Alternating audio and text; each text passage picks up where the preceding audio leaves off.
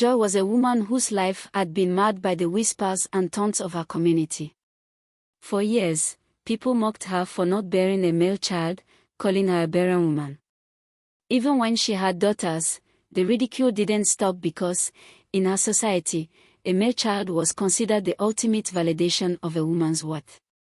Joy prayed fervently, year after year, begging God to bless her with a son.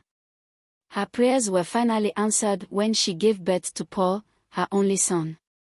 Paul became the center of her universe, the answer to all her prayers, and a beacon of hope in her life.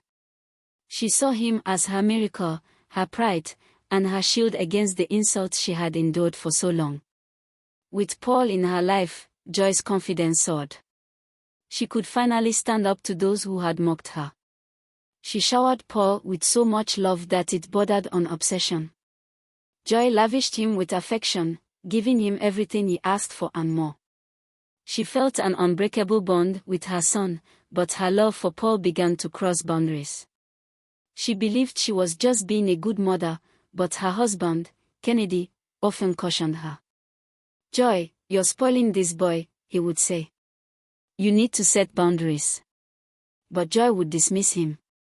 "I'm just trying to be close to him," she'd reply. "He's my only son, my blessing. You wouldn't understand." Joy's actions often blurred the lines between maternal love and inappropriate behavior.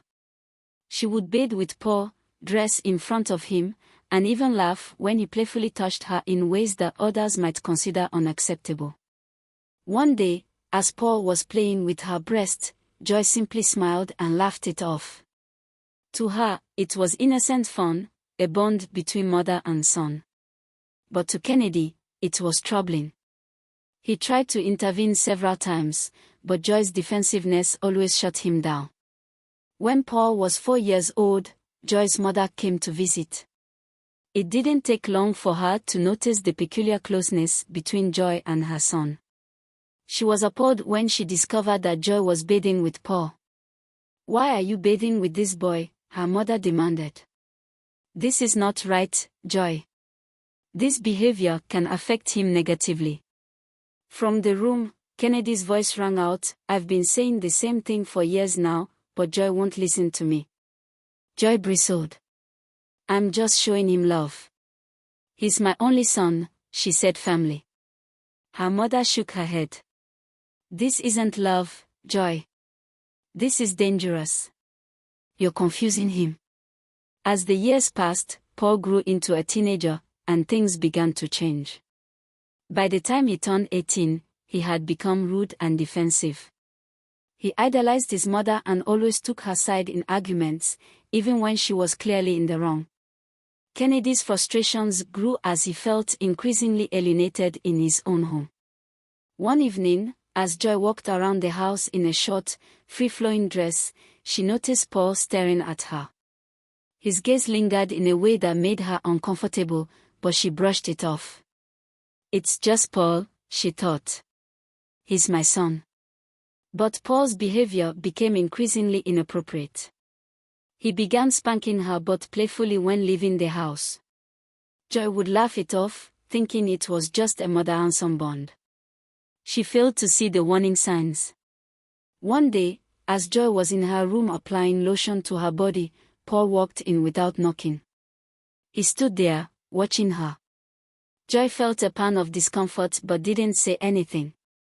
Paul took the lotion from her hands and began rubbing it on her back. "Mom, I want to tell you something," he said. Joy smiled. "What is it, Paul?" "I love you, Mom," he said, his voice heavy with emotion. Joy chuckled nervously. "Of course, you love me. I'm your mother." "No, Mom," Paul said, his tone serious. "It's not that kind of love. We are meant to be together. Dad doesn't deserve you." Joy froze.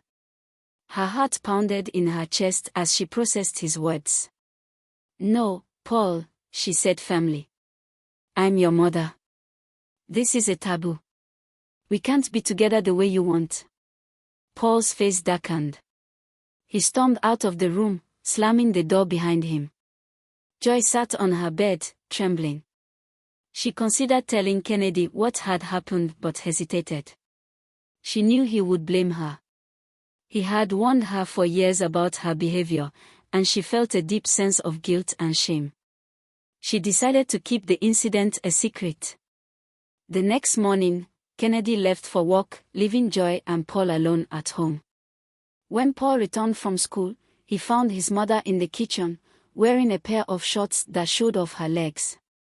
His desires overwhelmed him. He approached her, his intentions clear. Joy was dishing food when she felt Paul's presence behind her. She turned around and saw the look in his eyes. "Paul, what are you doing?" she asked, her voice trembling. "Mom, you know I love you. Why are you pretending you don't feel the same way?" he said, stepping closer. Joy backed away.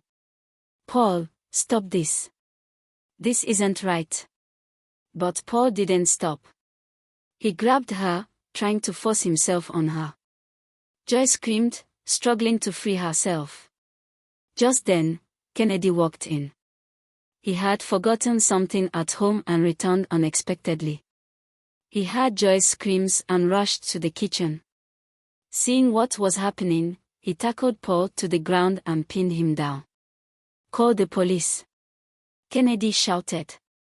Joy, trembling and in tears, grabbed her phone and called the authorities. Paul was arrested, and as the police took him away, Joy's heart broke. She couldn't believe what had happened. If you enjoyed this story, watch out for part 2.